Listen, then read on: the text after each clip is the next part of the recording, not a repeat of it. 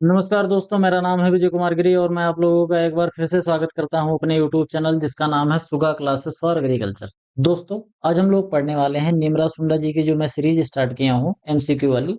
आज हम इसमें 11वां लेक्चर पढ़ेंगे। रोज के तरीके से मैं आप लोगों से यहाँ पर 20 क्वेश्चन पूछूंगा। मल्टीपल चॉइस क्वेश्चन होंगे।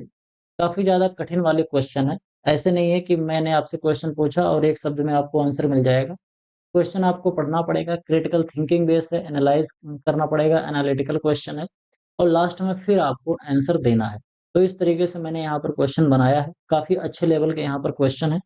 मैं आप लोगों को यहाँ पर एक एक क्वेश्चन करके देता जाऊंगा। आपकी स्क्रीन पर जैसे ही क्वेश्चन आएगा आपको क्या करना है, वीडियो को पोस्ट करना है। वीडियो को पोस्ट करने के बाद क्या करना है, क्वेश्चन को पढ़ना है, एनालाइज करना है और फिर आंसर देना है। आंसर आप जब दे दोगे उसके बाद फिर आपको वीडियो को फिर से प्ले करना है और देखना है कि मैं किस तरीके से उसको एक्सप्लेन कर रहा हूँ। आपका सही जा रहा है या गलत जा रहा है। अगर सही जा रहा है तो कोई बात नहीं है, गलत गलत जा रहा है तो क्यों गलत जा रहा है उसको आपको देखना है। इस तरीके से आप अपनी गलतियों को धीरे धीरे सुधारोगे और जब आप एग्जाम में जाओगे तो अच्छा प्रदर्शन करोगे। मैं आप लोगों से क्वेश्चन पूछना स्टार्ट करूं उससे पहले मैं आप लोगों को बता दूं कि मैंने आप लोगों के लिए एक बहुत ही अच्छा कोर्स लॉन्च कर रखा है। कोर्स का नाम है अल्टीमेट एग्रीकल्चर कोर्स। इस कोर्स में आपको यहाँ पर दिए गए सभी सब्जेक्ट बिल्कुल बेसिक से लेकर एडवांस लेवल तक आपको अच्छे तरीके से पढ़ाए जाएंगे। और यहाँ पर मैं जो कुछ भी आप लोगों को पढ़ाऊंगा वो बाइलिंगुअल पढ़ाऊंगा, बोले तो हिंदी और अंग्रेजी दोनों भाषाओं में यहाँ पर आपको पढ़ने को मिलेगा। और मैं यहाँ पर जो आपको नोट्स प्रोवाइड कराऊंगा, ये नोट्स भी आपको दोनों भाषाओं में मिलेगा, हिंदी में भी और अंग्रेजी में भी। तो अगर आप इसको खरीदना चाहते हैं तो यहाँ पर दिया गया है जो क्यूआर कोड है, इसको स्कैन करके मात्र 1000 रुपये का पेमेंट करके आप इसको खरीद सकते हैं। बाकी कोर्स से रिलेटेड किसी भी तरीके की अन्य जानकारी के लिए मेरा व्हाट्सएप नंबर है 9792771793। कैसे आपको कोर्स परचेज करना है, परचेज करने के बाद किस तरीके से आपको लेक्चर मिलेगा, किस तरीके से आपको नोट्स मिलेगा, ये सभी जानकारी आपको इस व्हाट्सएप नंबर पर प्रदान कर दी जाएगी। तो चलिए अपने टॉपिक पर वापस आते हैं, देखते हैं हमारा पहला क्वेश्चन क्या है। सबसे पहला क्वेश्चन हमारा मैचिंग करने का है। यहाँ पर आपको दिया गया है इंस्टीट्यूट और यहाँ पर दिया गया है लोकेशन। आपको इसको मैच करना है। तो अगर आप इसको मैच करोगे तो आप देखोगे कि यहाँ पर जो संस्थान लिखे गए हैं उनका फुल फॉर्म नहीं लिखा है, मैंने जानबूझ के नहीं लिखा है जिससे ये थोड़ा सा और कठिन हो जाए। और जब कठिन कठिन क्वेश्चन आप करोगे तो जब एग्जाम में जाओगे तो वहां पर आपको अच्छा प्रदर्शन करने को मिलेगा। तो देखते हैं, ध्यान से अप्रोच करते हैं कैसे करेंगे। सबसे पहले तो हम देखते हैं ICARDA, जिसको इकार्डा बोलते हैं। इसको कहा जाता है international centre for agricultural research in dry land areas. ये कहाँ पर है? इकार्डा जो हमारा है ये हमारा है अलिप्पो सीरिया में है।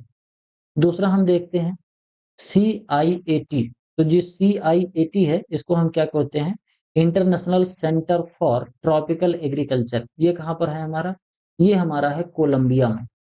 इसके अलावा हम बात करते हैं हमारा तीसरा AVRDC। तो AVRDC जो है जिसको हम क्या कहते हैं? Asian vegetable research and development centre. ये कहाँ पर है? ये हमारा अगर देखा जाए तो ये हमारा हो जाएगा ताइवान में। इसके अलावा हम देखते हैं IITA। तो IITA जो हमारा एक बच रहा है जिसको हम क्या कहते हैं? International institute of tropical agriculture. ये कहाँ पर है? ये हमारा नाइजीरिया में हो जाएगा। तो यहाँ पर अगर हम देखेंगे तो हमको मिलेगा कि जो ए ऑप्शन है, बोले तो ए जो है ये अब हमारा जा रहा है सेकंड पे। तो ए सेकंड पे इसमें जा रहा है, ए सेकंड में इसमें जा रहा है। बाकी ये वाला गलत हो गया और ये वाला गलत हो गया। तो ये दो चीजें तो हमारी हो गई गलत। अब दो चीजें गलत हो गई तो इसके बाद देखते हैं बी जो है, बी हमारा 4 पे जा रहा है। तो बी 4 पे इसमें जा रहा है, ये वाला गलत हो गया और ये वाला पहले से ही गलत था दोनों। तो हमारा जो ऑप्शन नंबर ए है ये बिल्कुल हमारा राइट ऑप्शन हो जाएगा। आगे बढ़ते हैं, देखते हैं हमारा अगला क्वेश्चन क्या है। अगला क्वेश्चन क्या है? Consider the following statement regarding genetically modified crop in India. Bharat में जो जेनेटिकली मॉडिफाइड क्रॉप है इनको हम क्या कहते हैं? इसको आनुवांशिक रूप से संशोधित जो फसलें हैं इनके संबंध में यहाँ पर 3 कथन दिए गए हैं। आपको बताना है इन तीनों कथन में से कौन कौन सा कथन या कौन कौन से कथन सही है। तो देखते हैं क्या क्या कहा जा रहा है। यहाँ पर जो बीटी कपास है जिसको बीटी कॉटन बोलते हैं यानी कि बोटेनिकली मॉडिफाइड जो कॉटन है उसको GEAC द्वारा अनुमत एकमात्र जेनेटिकली मॉडिफाइड फसल है जिसे पहली बार मई 2002 में अनुमति दी गई थी। कहने का मतलब ये है कि जेनेटिकली मॉडिफाइड जो क्रॉप होती है अगर इसको डेवलप करना है और खेती के लिए किसानों के पास पहुंचना है तो उसके लिए जेनेटिकली मॉडिफाइड जो क्रॉप्स होती है उसको अप्रूव करने की एक कमेटी होती है जिसका नाम है GEAC। इसका फुल फॉर्म आपको कमेंट बॉक्स में लिखना है, मैं आपको नहीं बताऊंगा। GEAC जो होता है ये क्या करता है? ये जेनेटिकली मॉडिफाइड जो क्रॉप्स होती है इसके लिए वो संस्तुति देता है कि आप इसको जेनेटिकली मॉडिफाइड करके ग्रो कर सकते हो। तो यहाँ पर कहा जा रहा है कि पहली बार इसको जो जेनेटिकली मॉडिफाइड क्रॉप कपास की ग्रो करने की जो संस्तुति दी गई थी, वो किसको दी गई थी और कब दी गई थी? तो कपास को दी गई थी और 2002 में दी गई थी। ये बात बिल्कुल सही हो जाएगी। तो हमारा जो ये पहला स्टेटमेंट है, ये तो सही हो गया। आगे हम देखते हैं हमारा तो तीसरा स्टेटमेंट है, the first transgenic plant developed globally was BT tobacco इन 1987। तो यहाँ पर कहा जा रहा है कि जो सबसे पहला जो ट्रांसजेनिक प्लांट था जिसको बोटेनिकली इंजीनियरिंग करके बनाया गया था, जेनेटिक इंजीनियरिंग के द्वारा, वो हमारा तंबाकू था, जो कि 1987 में बनाया गया था। तो ये बात भी हमारी बिल्कुल सही हो जाएगी। तो यहाँ पर हमको देखने को मिल रहा है कि हमारा ऑप्शन ए पहला स्टेटमेंट और तीसरा स्टेटमेंट, ये हमारे 2 स्टेटमेंट सही हो जाएंगे। अब यहाँ पर सवाल आता है कि यहाँ पर जो ये दूसरा स्टेटमेंट है जिसमें कहा जा रहा है the variety of Bollgard second contained only a cry 1 S gene. तो यहाँ पर क्राई 1 एसी जो जीन है, केवल यही पाया जाता है इस वेराइटी में। तो यहाँ पर हमारा जो सिस्टम है, स्टेटमेंट है, वो यही गलत हो जाता है कि यहाँ पर जो ओनली लगा हुआ है, अगर ये ओनली नहीं लगा होता है, केवल यहाँ पर ये लिखता है कि इसमें ये जीन पाई जाती है, तो बात सही हो जाता।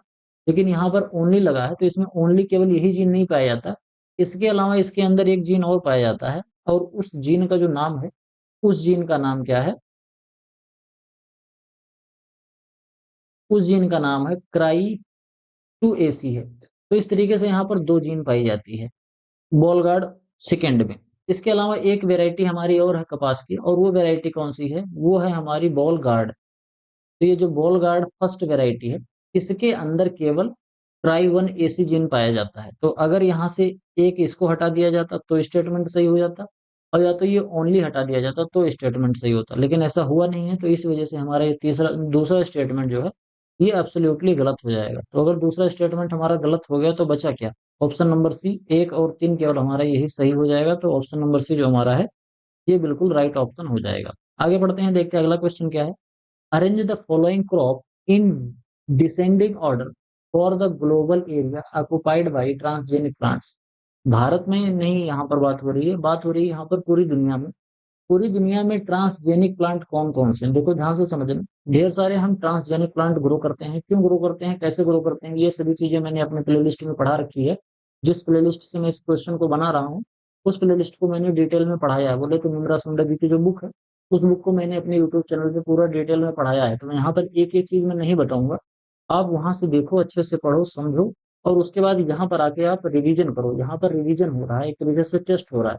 तो यहाँ पर मैं हर चीज को डिटेल में नहीं बता पाऊंगा। कई बच्चे हमसे कहते हैं कि सर जी आपने बहुत डिटेल में नहीं बताया, या आप डिटेल में समझा नहीं पा रहे हो। तो ऐसा नहीं है बेटा, मैं यहाँ पर समझाता ही नहीं हूँ, इस वजह से मैं समझाता हूँ ज्यादा, कि जिससे आप वहां से देख के और भी चीजें सीख पाओ। लेकिन यहाँ से जो क्या होगा, यहाँ से मान लो आपको, यहाँ पर आप सीखोगे, तो मैंने 20 क्वेश्चन आपसे पूछा, मान लेते हैं 20 क्वेश्चन में मैंने आपको फैक्ट्स दिए, मान लेते हैं आपने टोटल 80 फैक्ट्स याद कर लिए, 80 चीजें आपको याद हो गई। लेकिन अगर आप लेक्चर देखोगे तो उसमें आपको 80 नहीं याद होंगी, 120 चीजें भी याद हो जाएंगी। तो उसको देख के अगर इसका रिवीजन करोगे तो ज्यादा फायदा होगा। इस तरीके से मैं कम चीजें बताता हूँ। यहाँ पर हम बात कर रहे हैं ट्रांसजेनिक क्रॉप की। तो कहा जा रहा है कि पूरी दुनिया में सबसे ज्यादा ट्रांसजेनिक क्रॉप कौन सी लगाई जा रही है, पहले उसको रखना है, फिर उसके बाद वाला, फिर उसके बाद वाला, फिर उसके बाद वाला, इस तरीके से यहाँ पर कहा जा रहा है। तो अगर हम ध्यान से देखेंगे तो हमको पता चलेगा कि पूरी दुनिया में अगर ट्रांसजेनिक क्रॉप की बात करते हैं, तो सबसे ज्यादा जो ट्रांसजेनिक क्रॉप ग्रो करी जाती है वो है हमारा सोयाबीन। सोयाबीन जो हमारा है, 60%, पूरी दुनिया में अगर 100%, अगर मान लेते हैं 100% हम ट्रांसजेनिक क्रॉप ग्रो कर रहे हैं, तो उसमें जितना हमारी ट्रांसजेनिक क्रॉप ग्रो होती है, उसमें 60% तो केवल सोयाबीन ही ग्रो होता है। तो यानी कि सबसे पहले तो हमारा सोयाबीन हो जाएगा। इसके बाद हमारा दूसरे नंबर पर क्या आता है? पहले नंबर पर सोयाबीन हो जाएगा, दूसरे नंबर फिर हमारा आ जाएगा मेज, दूसरे नंबर पे हमारा मेज आ जाएगा, तीसरे नंबर पर हमारा कॉटन आ जाएगा, और फिर चौथे नंबर पर हमारा कनोला आ जाएगा। तो अगर इसको हम देखेंगे तो सबसे पहले तो हमारा 2 आने का, तो 2 इसमें है, 2 इसमें है, 2 इसमें है, तो हमारा ये तो गलत हो गया। ये वाला मामला तो पूरा ये गलत होगा। अब इसको देखते हैं, 2 वाला हो गया, तो फिर इसके बाद हम देखते हैं 4। तो 2 के बाद फिर 4 आना चाहिए, तो ये वाला हमारा सही हो सकता है, ये वाला सही हो सकता है, बाकी हमारा ये गलत हो गया। अब ये वाला सही हो सकता है, ये वाला सही हो सकता है, तो फिर अब आगे बढ़ जाते हैं, तीसरा देख लेते हैं। तीसरे पे हमारा कॉटन आना चाहिए, तो यहाँ पर हमारा 1 आना चाहिए, तो यहाँ पर 1 तो इसमें तो है नहीं, तो ये भी गलत हो गया। तो बचा क्या हमारा? ऑप्शन नंबर जो ए है, ये हमारा बिल्कुल राइट ऑप्शन हो जाएगा। चलिए आगे बढ़ते हैं, देखते हैं हमारा अगला क्वेश्चन क्या है। अगला हमारा जो क्वेश्चन है, वो है match the scientist with their specific contribution and title. यहाँ पर कहा जा रहा है कुछ वैज्ञानिकों के नाम दिए गए हैं और उनके योगदान यहाँ पर दिए गए हैं। आपको बताना है, आपको मैच कराना है इसको। तो इसको अगर हम मैच कराना स्टार्ट करें तो सबसे पहले हमारा आएगा डॉक्टर जीएस खुश। तो जय डॉक्टर जीएस जो खुश थे, ये एक राइस ब्रीडर हुआ करते थे, और राइस ब्रीडर हुआ करते थे और साथ में सुपर राइस जो है इस पर भी इन्होंने ढेर सारा काम किया था। तो ये हमारा ए जो है ये थर्ड पे चला जाएगा। अगला है हमारा डॉक्टर वर्गीस कुरियन। तो डॉक्टर वर्गीस कुरियन जो हुआ करते थे, इन्होंने ही ऑपरेशन फ्लड चलाया था। ये चेयरमैन हुआ करते थे, चेयरपर्सन हुआ करते थे आनंद गुजरात में नेशनल डेयरी डेवलपमेंट बोर्ड के। और ये इन्हीं को कहा जाता है father of white revolution, Bharat में श्वेत क्रांति के जनक। इन्हीं का ही दिमाग था जिसकी वजह से भारत में दूध का उत्पादन बहुत ज्यादा बढ़ा था। इसके अलावा बात करते हैं एस के वासल। एस के वसल जो थे, एस के वसल को किसके नाम से जाना जाता है? एस के वसल ने बहुत अच्छा काम किया था। किसने काम किया था? इन्होंने मेज ब्रीडिंग के क्षेत्र में काफी अच्छा काम किया था। ये एक समय पर हुआ करते थे, सीमेंट में काम किया करते थे, सीमेंट। और सीमेंट में ही उन्होंने इन्होंने क्वालिटी प्रोटीन बनाई थी मेज में।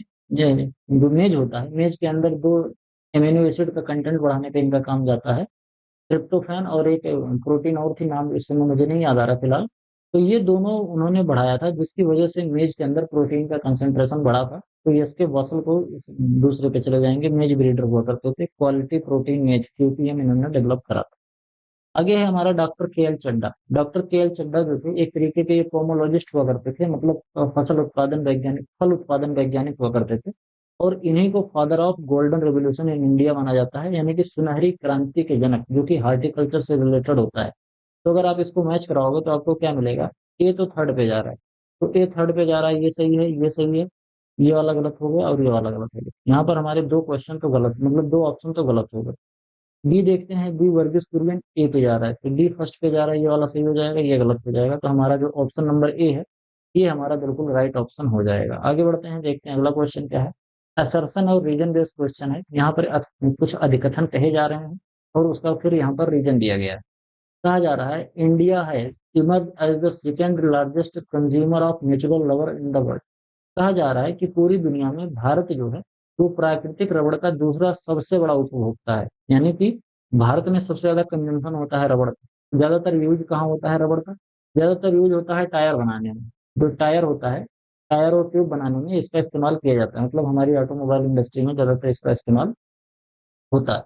इसके अलावा रीजन क्या कहा जा रहा है? India producers more natural rubber than any other country in the world. इसमें सीधा सीधा ये कहा जा रहा है कि इंडिया जो है वो नेचुरल रबर का सबसे बड़ा प्रोड्यूसर है। तो अगर इन दोनों बातों को हम ध्यान में रखें तो हमारा क्या हो जाएगा कि असर्सन जो है वो तो हमारा बिल्कुल सही हो जाएगा। क्यों? क्योंकि असर्सन जो है ये सही है, हम सेकंड लार्जेस्ट कंज्यूमर है नेचुरल रबर के, तो ये बात तो हमारी बिल्कुल सही हो जाएगी। लेकिन रीजन हमारा गलत हो जाएगा। गलत क्यों हो जाएगा? यहाँ पर बात हो रहा है लार्जेस्ट प्रोड्यूसर की। तो भारत लार्जेस्ट प्रोड्यूसर दुनिया में नहीं है। भारत कौन से नंबर का प्रोड्यूसर है ये आपको कमेंट में लिखना है कि रबड़ के प्रोडक्शन में भारत का कौन सा नंबर है। और अगर भारत पहले नंबर पर नहीं है तो पहले नंबर पर दुनिया का कौन सा देश है जो कि रबड़ के प्रोडक्शन में पहला है। तो दो क्वेश्चन आपसे पूछ रहा हूँ। एक तो आप बताओ कि रबड़ का उत्पादन सबसे बड़ा कहाँ होता है, कौन से देश में होता है, और भारत का दुनिया में रबड़ के उत्पादन में कौन सा स्थान है। दोनों आप कमेंट बॉक्स में जवाब इसका दे दो। आगे बढ़ते हैं, देखते हैं हमारा अगला क्वेश्चन क्या है। अगला क्वेश्चन है, जस्ट अ सेकंड, इसमें तो मैंने आपको बताया ना कि हाँ ये ट्रू हो जाएगा, असर्शन हमारा ट्रू हो जाएगा और ये फॉल्स हो जाएगा। तो असर्शन ट्रू एंड रीजन जो फॉल्स है, तो यानी कि ऑप्शन नंबर जो सी है हमारा ये बिल्कुल राइट ऑप्शन हो जाएगा। आगे बढ़ते हैं, देखते हैं अगला क्वेश्चन क्या है।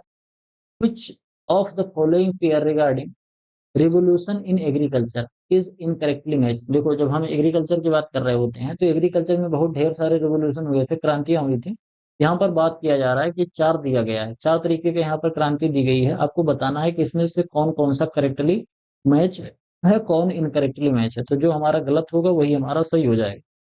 यहाँ पर देख लेते हैं, रेनबो जो रिवोल्यूशन है वो ऑल सेक्टर ऑफ एग्रीकल्चर, ये तो बिल्कुल सही है। जैसे रेनबो में ढेर सारे कलर होते हैं, वैसे पूरे एग्रीकल्चर में जो ढेर सारे सेक्टर हैं सबका एक साथ रिवोल्यूशन हो, यही यहाँ पर इसका काम था। तो ये हमारा तो ऑप्शन नंबर बिल्कुल ए बिल्कुल सही हो जाएगा। तो इसमें तो कोई बात ही नहीं है, अगर ये सही है तो गलत हो गया। राउंड रेवोल्यूशन जो है ये एग के प्रोडक्शन में, यहीं पर हम बच्चा खा गए, ये हो गया गलत। राउंड रेवोल्यूशन, राउंड जो रिवोल्यूशन है, ये राउंड रिवोल्यूशन जो था ये पोटैटो पे था। किसके? ये ये पोटैटो के प्रोडक्शन पे था। और एग रेवोल्यूशन की अगर हम बात करें तो एग रेवोल्यूशन जो था वो हमारा सिल्वर क्रांति थी, सिल्वर सिल्वर रिवॉल्यूशन। तो यहाँ पर दो चीजें अलग अलग हो गई थी, तो इस वजह से हमारा ये है ऑप्शन नंबर बी ये गलत हो जाएगा। इसके अलावा ग्रे रेवोल्यूशन फर्टिलाइजर है, ये भी बिल्कुल सही बात है। और परभनी रेवोल्यूशन जो है, परभनी क्रांति एक ओकरा की वेराइटी भी है, तो परभनी रेवोल्यूशन ओकरा के रेवोल्यूशन से संबंधित होता है। तो हमारा ये भी सही हो जाएगा। अब मैंने बताया था कि जो करेक्ट इनकरेक्ट है वही सही है, तो इनकरेक्ट कौन सा है, हमारा ऑप्शन नंबर बी जो है ये इनकरेक्ट है, तो हमारा ऑप्शन नंबर बी बिल्कुल सही हो जाएगा। आगे बढ़ते हैं, 7वां क्वेश्चन देखते हैं। Identify the correct sequence of India's agriculture export commodities in descending order of volume share. यहाँ पर बात कर रही है वॉल्यूम और शेयर की। भारत में जो भी कुछ कमोडिटी होती है हम प्रोड्यूस करते हैं, और ढेर सारा प्रोड्यूस करने के बाद हम बेचते हैं। अब ये बेचने के क्रम में हमसे पूछा जा रहा है कि हम सबसे ज्यादा वॉल्यूम में क्या बेचते हैं, मतलब सबसे ज्यादा मात्रा में क्या बेचते हैं, पहले उसको लिखना है। फिर उसके बाद धीरे धीरे घटते हुए क्रम में हमको इसको लिखना है। अवरोही क्रम या डिसेंडिंग ऑर्डर का क्या मतलब होता है, घटते हुए क्रम में लिखना है। तो इसको अगर हम ध्यान से देखेंगे तो सबसे पहले हमको समझ में आना चाहिए कि भारत में जो सबसे ज्यादा एक्सपोर्ट किया जाने वाला चीज है वो क्या है, वो हमारा है राइस। तो राइस का उत्पादन तो हमारा सबसे आगे हो जाएगा, तो ये चीज तो हमारी सही हो जाएगी। इसमें भी राइस है और इसमें भी राइस है, तो ये तो हमारा सही हो गया। दूसरे पे अगर हम बात करें तो दूसरे में अगर वॉल्यूम की बात करें तो हम गेहूं का उत्पादन मतलब गेहूं सबसे ज्यादा एक्सपोर्ट नहीं करते, हम करते हैं काजू। तो बात से यहाँ तो ये पहले गलत हो गया, ये पहले गलत हो गया, यहाँ पे ये भी गलत हो गया, तो केवल दो ही अगर हमको पता हो तो हम याद कर देंगे, इसको टिक लगा देंगे, बोले तो ऑप्शन नंबर बी हमारा बिल्कुल राइट ऑप्शन हो जाएगा। तो भारत में सबसे ज्यादा एक्सपोर्ट किए जाने वाला जो एग्रीकल्चर कमोडिटी है वो क्या है, राइस है। और राइस में जो बासमती चौरा है, बोले तो बासमती जो राइस है वो ज्यादातर हम लोग एक्सपोर्ट करते हैं, जो को सुगंधित धान कहते हैं। इसके अलावा काजू है, ये सेकंड वॉल्यूम में हमारा एक्सपोर्ट होता है। व्हीट है, ये तीसरे नंबर पर है। और चाय है, चाय की पत्ती जो हमारी है ये किस पे है, ये चौथे नंबर पर है। एग्रीकल्चर कम्युनिटी में ये चारों चीजें हम बहुत ज्यादा एक्सपोर्ट करते हैं। आगे बात करते हैं, 8वां क्वेश्चन क्या है, कुछ specific gene is responsible for the insecticidal property in BT cotton against bollworm. एक पिंक बॉलवर्म लगता है कॉटन की फसल में। इसके बारे में मैंने कॉटन की फसल के बारे में डिटेल में जब पढ़ाया है अल्टीमेट एग्रीकल्चर कोर्स में, तो वहां पर भी मैंने बहुत डिटेल में बताया है कि बॉलवर्म क्यों कॉटन में लगता है और बीटी कॉटन क्यों उसको बचाता है, इसके अंदर ऐसा क्या किया गया है। तो ऊपर ऊपर से अगर मैं बताऊं तो हमारा जो बीटी कॉटन है, बीटी कॉटन के अंदर एक तरीके का मॉडिफिकेशन किया गया है एक जीन के द्वारा, और उसी जीन की वजह से जो बॉल वर्म है ये उसको डैमेज नहीं करता है। तो यहाँ पर पूछा जा रहा है कि वो कौन सा जीन है जिसकी वजह से ये चीज हुई पाई है, हो पाई है। उसके बारे में अगर हम बात करें तो हमारा जो क्राई 1 AC जो जीन है, ये जीन वही रिस्पॉन्सिबल है। यानी कि बीटी कॉटन के अंदर ये क्राई 1 AC जीन पाया जाता है, ये जीन का एक नाम है। और इसी जीन की वजह से बॉलवर्म इसको खाते नहीं है। अब हम अगर इसकी बात करते हैं, क्राई 1 AC जो जीन है ये हमारा कपास का जीन नहीं है, ये एक तरीके का जो बैक्टीरिया होता है, बैक्टीरिया जो साल का होता है, नाम है उसका बैसिलस थ्रोनजेंसिस का होता है।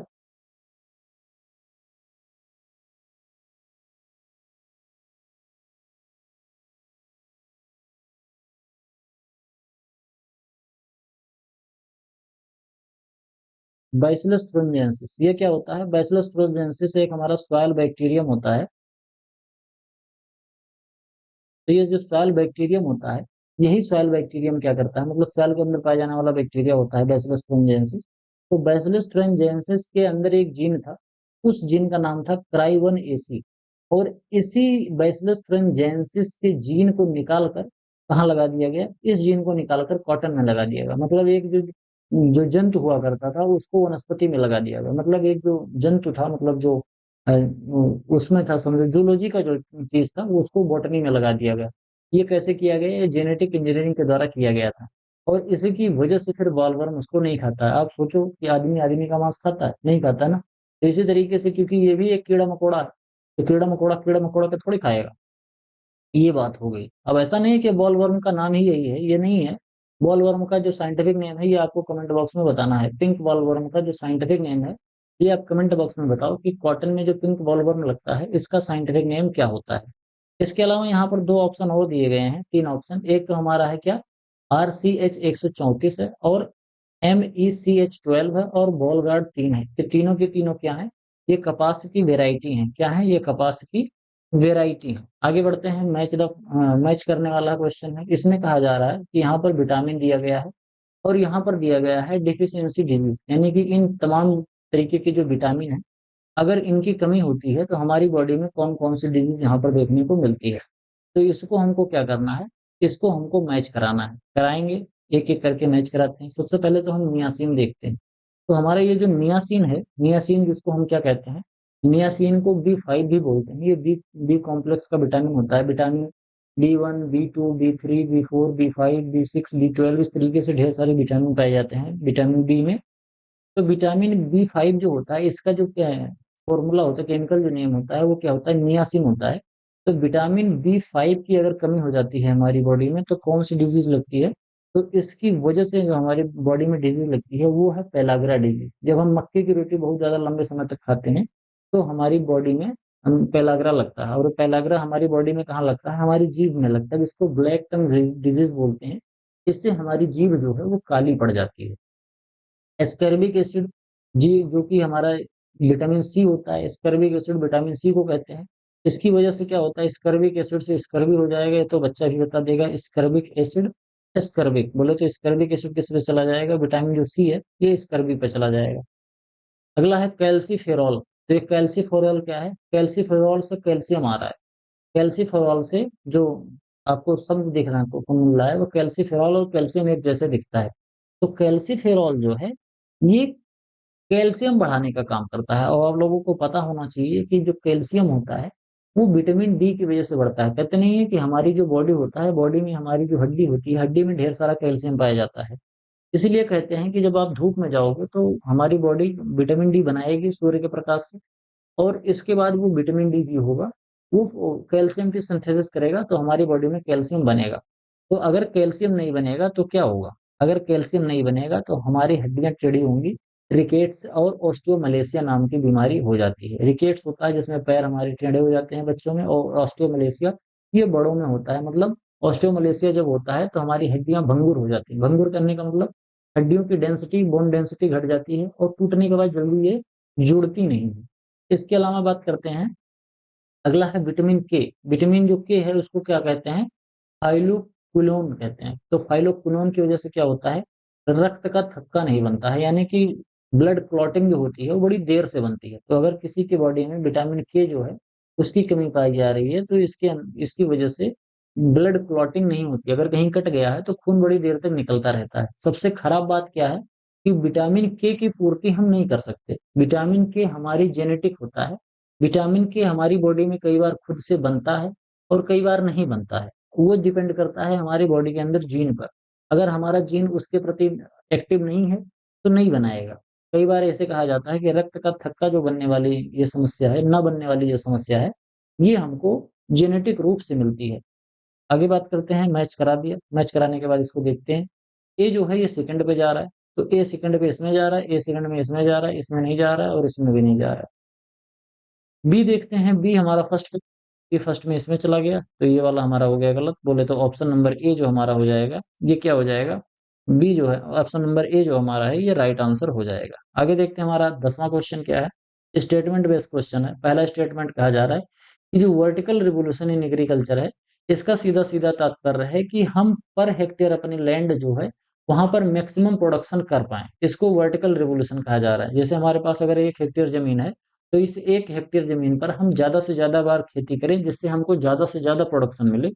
यहाँ पर प्रोडक्टिविटी और क्रॉपिंग इंटेंसिटी को बढ़ाने की बात हो रही है वर्टिकल रिवोल्यूशन में। तो क्या ये बात सत्य है? तो ये बात बिल्कुल ही 100% सत्य है। दूसरा स्टेटमेंट क्या कहा जा रहा है? The term evergreen revolution was coined by William S Gaud. तो विलियम एस गार्ड ने एवरग्रीन रिवोल्यूशन नहीं दिया था। इन्होंने जो शब्द दिया था वो क्या दिया था? इन्होंने जो शब्द दिया था वो ग्रीन रिवोल्यूशन दिया था। तो ये हमारा स्टेटमेंट जो हो जाएगा वो गलत हो जाएगा। अब इसमें विलियम एस गार्ड ने जो दे दिया वो ग्रीन रेवोल्यूशन टर्म दे दिया। तो एवरग्रीन रेवोल्यूशन जो टर्म था ये किसने दिया था? तो इसको इसको दिया था MS स्वामीनाथन ने।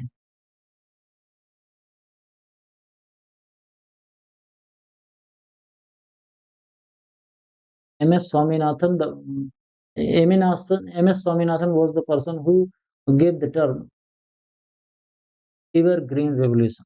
समझ गए यहाँ तक बात? आगे बढ़ते हैं, देखते हैं अगला क्वेश्चन क्या है। बोले तो 11वां क्वेश्चन, 11वां क्वेश्चन है where is the major where is the project directorate of water management research located. मतलब project directorate of water management research कहाँ पर है?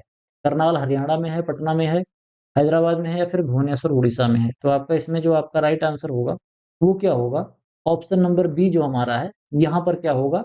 यहाँ पर हमारा होगा पटना बिहार। पटना बिहार हमारा बिल्कुल राइट ऑप्शन हो जाएगा, ऑप्शन नंबर बी। अब देख लेते हैं कि करनाल हरियाणा में क्या है। वैसे हैं तो बहुत चीजें, लेकिन मैं कुछ चीजें बता दे रहा हूँ जो इससे इंटर रिलेटेड है। जैसे कि प्रोजेक्ट डायरेक्टरेट जो है, प्रोजेक्ट करनाल हरियाणा की अगर हम बात करें तो यहाँ पर जस्ट ए सेकेंड, हाँ गेहूं है, गेहूं है। तो प्रोजेक्ट डायरेक्टरेट क्या है? Project directorate of wheat research, ये कहाँ पर है? करनाल हरियाणा में है। बिहार में आपका तो यही हो जाएगा, project directorate of water management research. हालांकि वाटर मैनेजमेंट रिसर्च यहाँ पर है कि किस तरीके से वाटर मैनेज किया जाए, लेकिन बिहार में हर साल बाढ़ आती है, पता नहीं किस तरीके से ये डायरेक्टरेट काम कर रहा है। इसके अलावा देखते हैं, इसके अलावा अगर हम हैदराबाद या आंध्र प्रदेश की बात करते हैं तो आंध्र प्रदेश से जो इंटर रिलेटेड क्वेश्चन यहाँ पर मैं आपको बता सकता हूँ, वो चीज हमारा हो जाएगा project directorate of rice research. ये हमारा कहाँ पर है? ये हैदराबाद में है। इसके अलावा अगर हम बात करें तो ये जो है यहाँ से भुवनेश्वर उड़ीसा में हमारा क्या है? इसमें हमारा है NRCWT, बोले तो national research centre, national national research centre for water technology. तो वाटर टेक्नोलॉजी जो है वे कहाँ पर है? भुवनेश्वर उड़ीसा में है। तो यहाँ पर मैंने इतनी चीजें सोच के आपको बता दी। अगर मैं डायरेक्ट बताता तो इतनी बात बता के चला जाता, लेकिन मैंने थोड़ा सा सोचा, दिमाग पे जोर दिया, तो मुझे इतनी चीजें फिलहाल याद आई।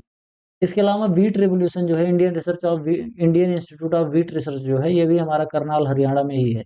उसको भी आप याद करके लिख सकते हो, लेकिन इंटर रिलेटेड क्योंकि प्रोजेक्ट डायरेक्टरेट था तो प्रोजेक्ट डायरेक्टर मुझे ज्यादा अच्छा लगा, तो इसलिए मैंने इसको बता दिया।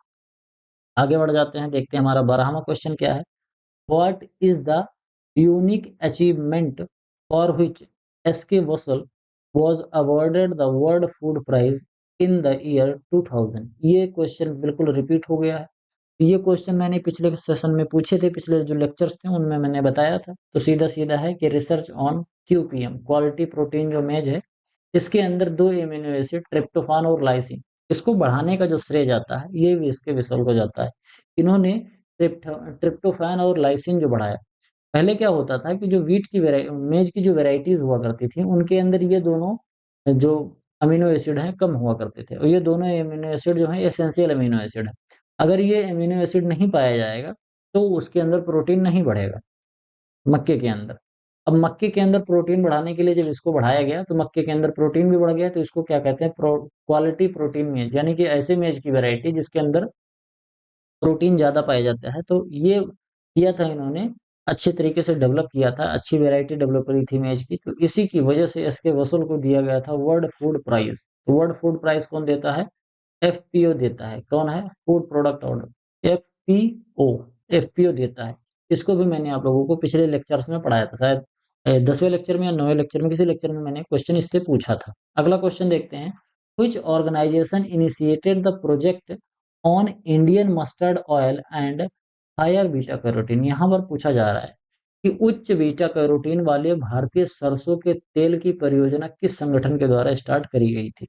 यहाँ पर कहा जा रहा है कि एक ऐसा ऑर्गेनाइजेशन है जिसने इंडियन मस्टर्ड के अंदर बीटा कैरोटीन की मात्रा बढ़ाई जाए, इस पर इसने काम किया था। और बीटा कैरोटीन बढ़ जाएगा तो मतलब विटामिन ए बढ़ जाएगा। तो ये काम करने के लिए एक श्रेय जाता है, एक ऑर्गेनाइजेशन है।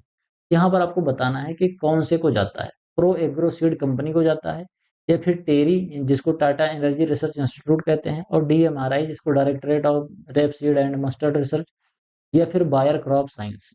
तो इसको अगर हम ध्यान से देखेंगे तो हमारा जो भी आप सोच रहे हो इसमें से कुछ नहीं है। सबसे ज्यादा जो अनएक्सपेक्टेड है वो है हमारा Tata energy research centre. Tata energy यहाँ पर एनर्जी रिसर्च है, लेकिन यहाँ पर इसने काम कर दिया था बीटा कैरोटीन को सही करने का। तो हमारा जो ऑप्शन नंबर बी है ये बिल्कुल राइट ऑप्शन हो जाएगा। समझ गए? अब इसके अलावा अगर हम बात करते हैं तो इसमें जो हमको देखने को मिल रहा है टेरी, इस टेरी ने क्या किया था, ये जो बीटा कैरोटीन बनाया था उसके लिए इसने 2 वैरायटी बनाई थी। एक तो हमारी थी टेरी, एक तो टेरी उन्नत थी और दूसरी क्या थी? दूसरी थी टेरी उत्तम। उन्नत और उत्तम ये 2 वैरायटी बनाई गई थी मस्टर्ड की। यहाँ तक बात समझ गए? बाकी अगर हम बात करें प्रो एग्रो की और बायर की, तो ये दोनों जो हैं, ये ग्लाइफोसेट रेजिस्टेंट मस्टर्ड बनाने के काम में आते हैं। बोले तो यहाँ पर ध्यान से समझेंगे, एक हमारा हर्बिसाइड होता है, नॉन सेलेक्टिव सिस्टेमिक हर्बिसाइड होता है, जिसको क्या कहते हैं? ग्लाइफोसेट।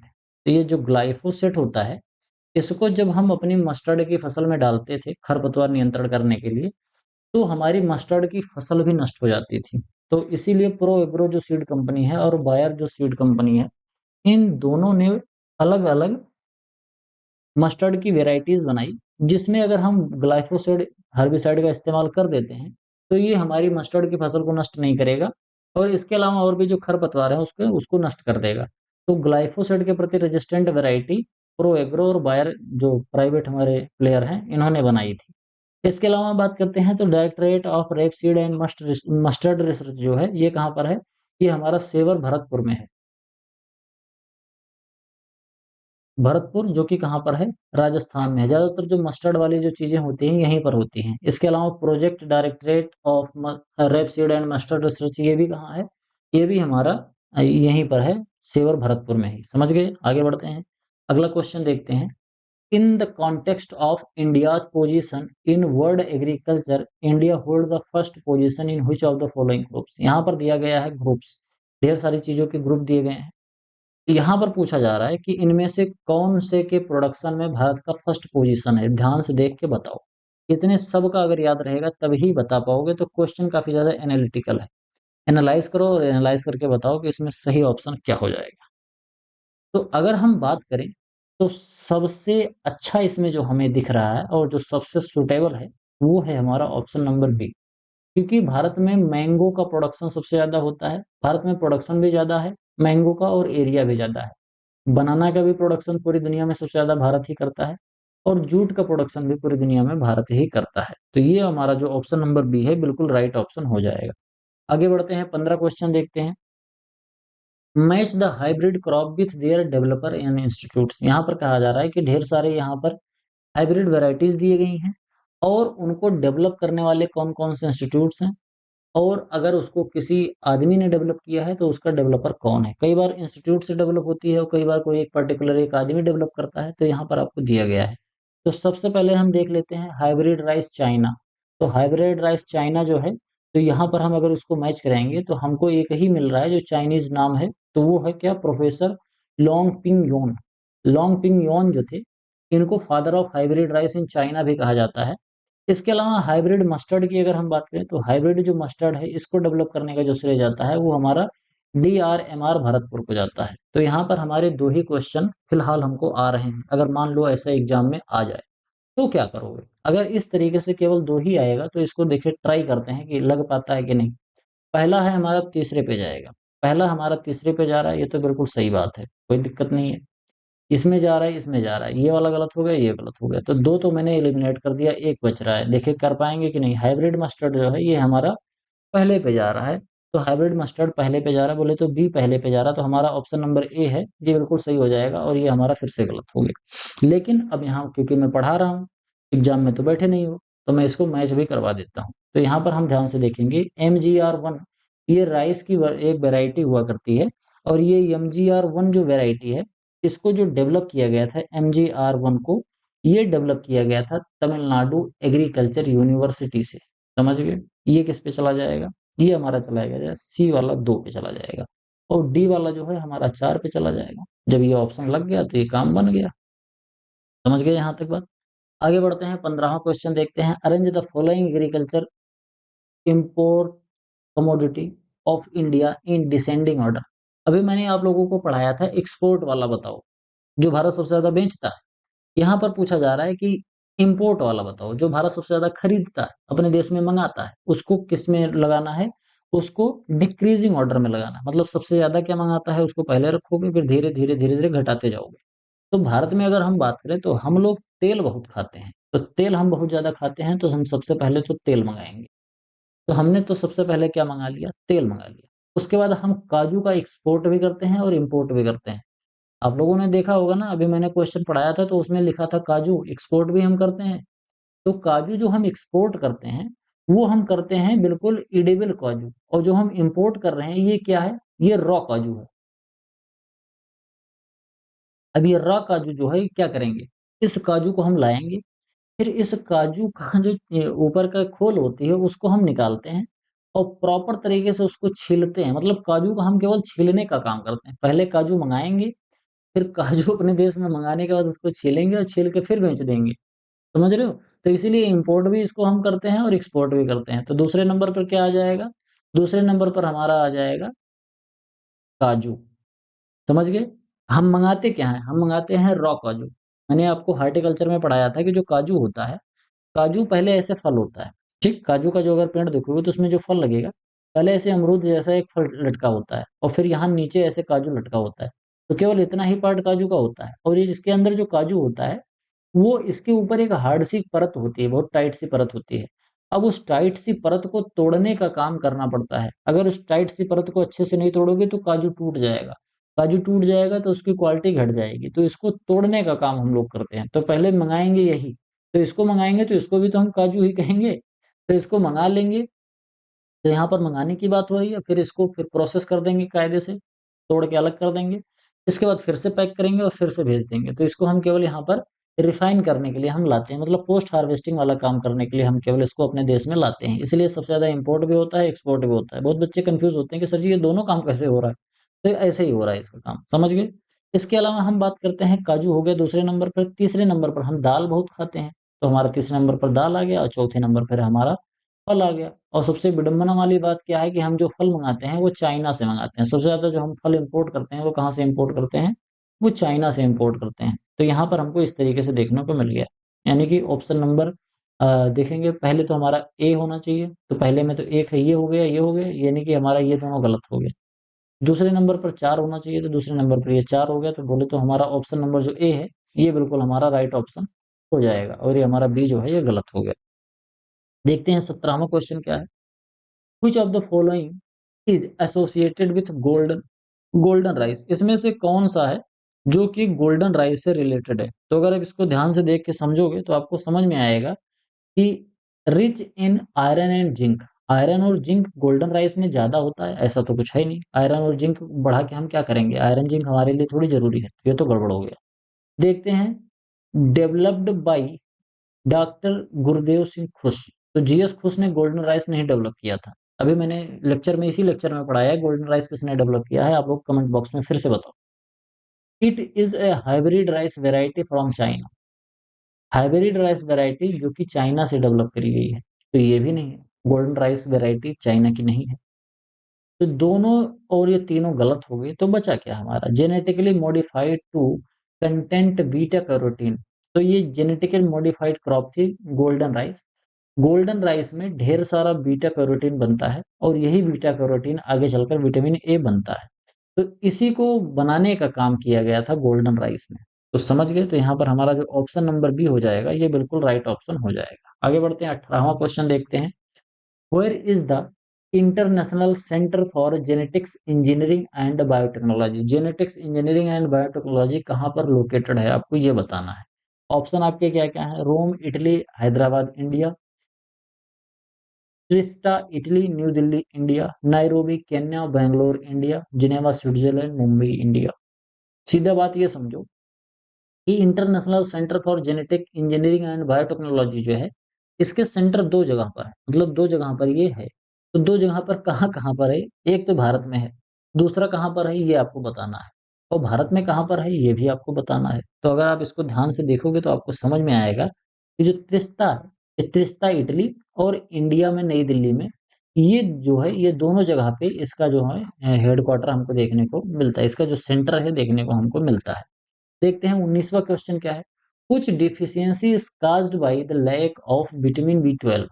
विटामिन बी 12 की वजह से, sorry vitamin B two, B two लिखा है, तो विटामिन बी टू जिसको राइबोफ्लेविन बोलते हैं, इसकी कमी से कौन सी डिजीज होती है, यहाँ पर आपसे ये पूछा जा रहा है। तो मैं आपको बताता हूँ।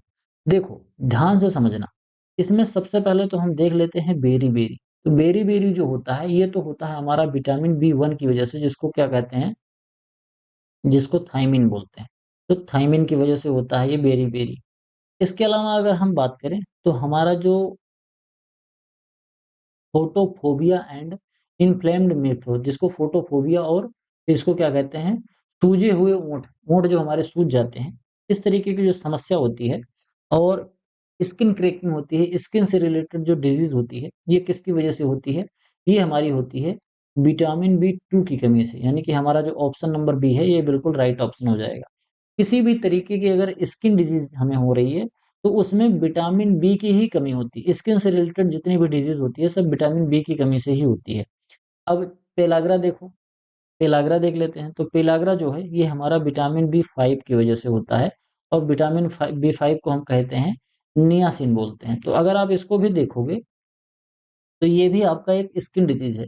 जो हमारी जीभ की स्किन होती है, वो खराब हो रही है। यहाँ पर फोटोफोबिया हो रहा है या सूजे हुए होंठ आपको देखने को मिल रहे हैं, तो ये भी हमारी स्किन की ही प्रॉब्लम है। बेरी-बेरी भी स्किन की ही प्रॉब्लम होती है। इसके अलावा एक पर्नीशियस एनीमिया होता है। ये पर्नीशियस जो एनीमिया होता है, ये होता है हमारा विटामिन बी12 की कमी से। किसकी कमी से होता है? विटामिन बी12 की कमी से, जिसको क्या कहते हैं? कोबालामिन कहते हैं। कोबालामिन, इसका जो वो साइंटिफिक नेम सॉरी, इसका जो केमिकल नेम होता है, वो क्या होता है? कोबालामिन, ठीक? तो यहाँ पर आपके ये चारों ऑप्शन किस-किस तरीके से काम कर रहे थे? फिलहाल 19 का हमारा बी जो है, बिल्कुल राइट ऑप्शन हो जाएगा। आगे देख लेते हैं, अगला क्वेश्चन क्या है? एसोसिएशन है, मतलब असर्शन है, और रीजन बेस्ड क्वेश्चन है। India forest cover is 1.5% of the world forest area. पूरी दुनिया में जितना भी फॉरेस्ट एरिया है, उसका 1.5% केवल भारत में है। ये बात हमारी बिल्कुल सही हो जाएगी, कोई दिक्कत वाली बात नहीं। दूसरा देखते हैं reason, India support 17.5% of the total world population. ये भी बात सही है, हम बहुत ढेर सारे हैं, हमारी जनसंख्या बहुत ज्यादा है, तो हमारी दोनों सही हो गई। अब दोनों सही किसमें आ रहा है?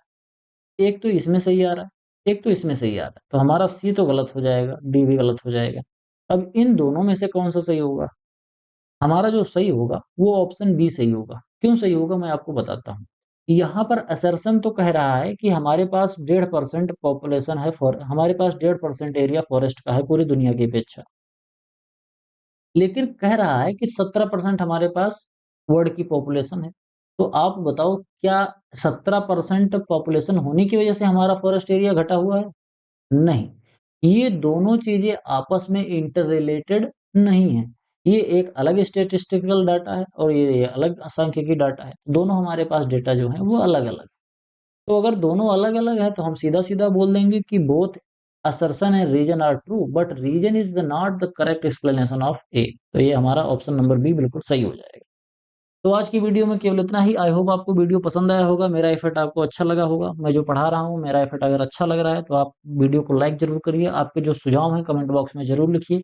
चैनल को सब्सक्राइब कीजिए, दोस्तों के साथ शेयर कीजिए। बाकी अगर एक बार आप अच्छे से पढ़ना चाहते हैं, इधर-उधर भटकने से अच्छा है, एक अच्छे तरीके से पढ़ाई कर लो। उसके लिए मात्र ₹1000 देके आप हमसे संपर्क करके मेरा अल्टीमेट एग्रीकल्चर का कोर्स खरीद के अच्छे से पढ़ सकते हो। बहुत डिटेल में वहाँ पर हर सब्जेक्ट को पढ़ाया गया है, बिल्कुल बेसिक से एडवांस लेवल तक।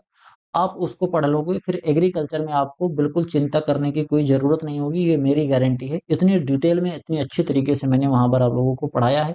तो अगर आप खरीदना चाहते हैं, तो व्हाट्सएप से हमसे संपर्क ज़रूर कीजिए। मिलते हैं किसी दूसरी वीडियो में, तब तक के लिए इजाज़त दीजिए। धन्यवाद।